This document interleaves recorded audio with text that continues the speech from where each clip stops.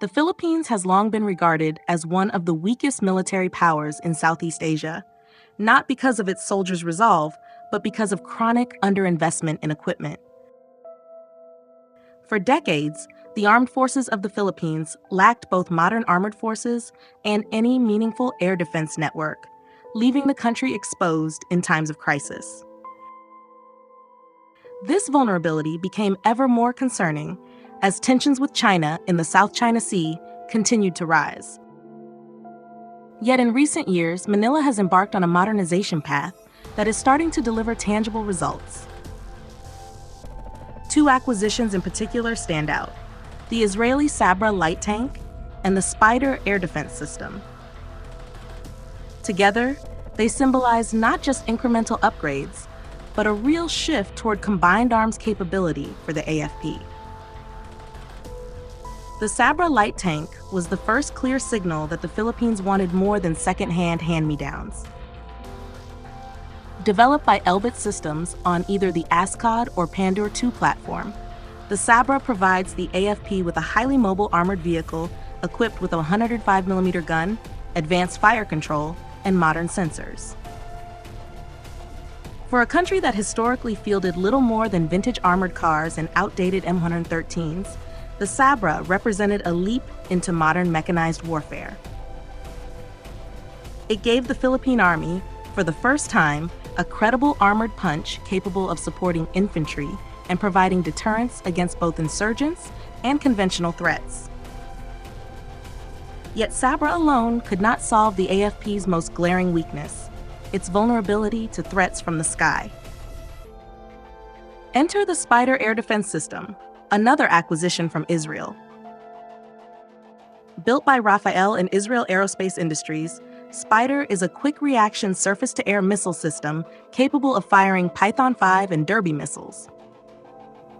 It comes in short-range SPYDER SR and medium-range SPYDER MR versions, designed to counter aircraft, helicopters, UAVs, and even some types of cruise missiles.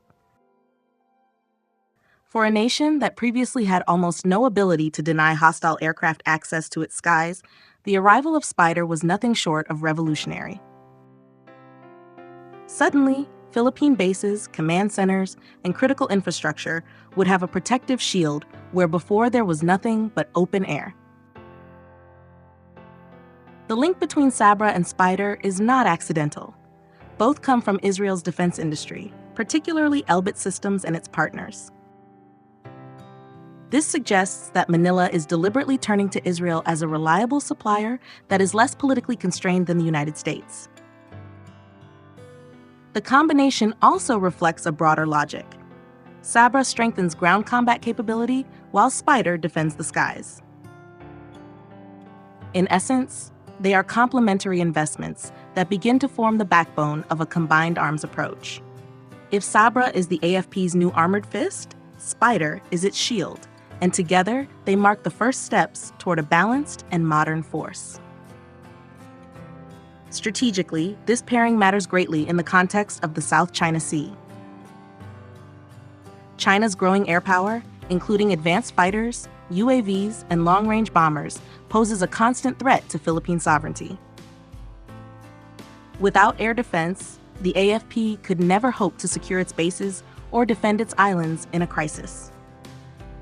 Similarly, without mobile armored firepower, the Philippine Army would remain limited to light infantry tactics, unable to deter incursions or respond to conventional threats. By investing in both Sabrah and SPYDER, Manila is sending a signal. It recognizes that the threat from China is comprehensive, on land, at sea, and in the air, and it is finally preparing to meet it. Of course, the systems are not perfect.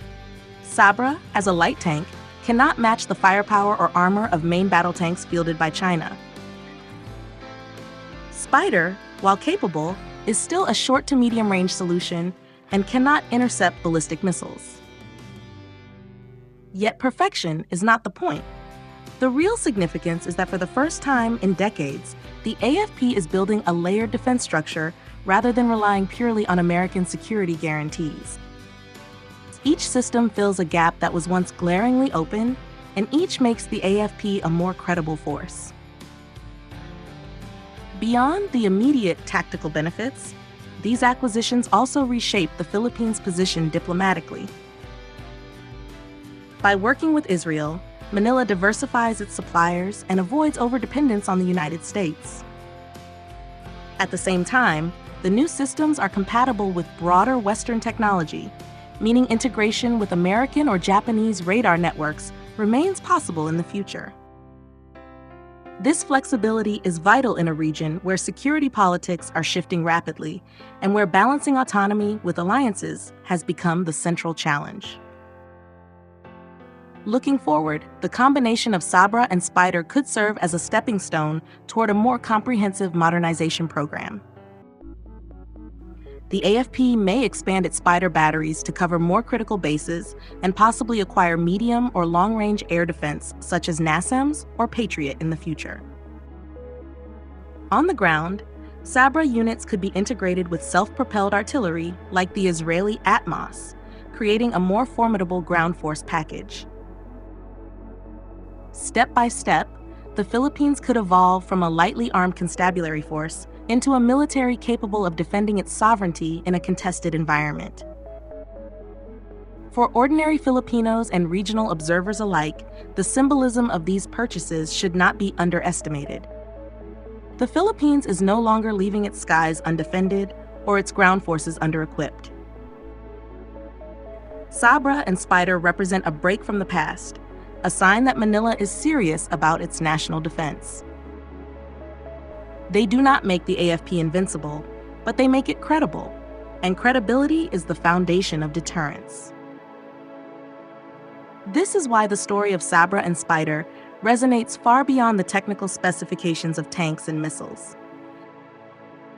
It is the story of a country taking its first real steps to stand on its own feet militarily, while facing one of the most powerful neighbors in the world. In Southeast Asia, where symbolism and perception matter as much as raw firepower, this is a powerful message. Friends and supporters of this channel, if you find value in these analyses, we invite you to continue supporting our work. The modernization of the Philippines Armed Forces is a story worth telling because it is not only about weapons, but about sovereignty, dignity, and the balance of power in the Indo-Pacific. By sharing, subscribing, and engaging with our content, you help us bring these important issues to a wider audience. Together, let us follow how Sabrah and SPYDER, the new armored fist and shield of the Philippines, shape the future of defense in the region.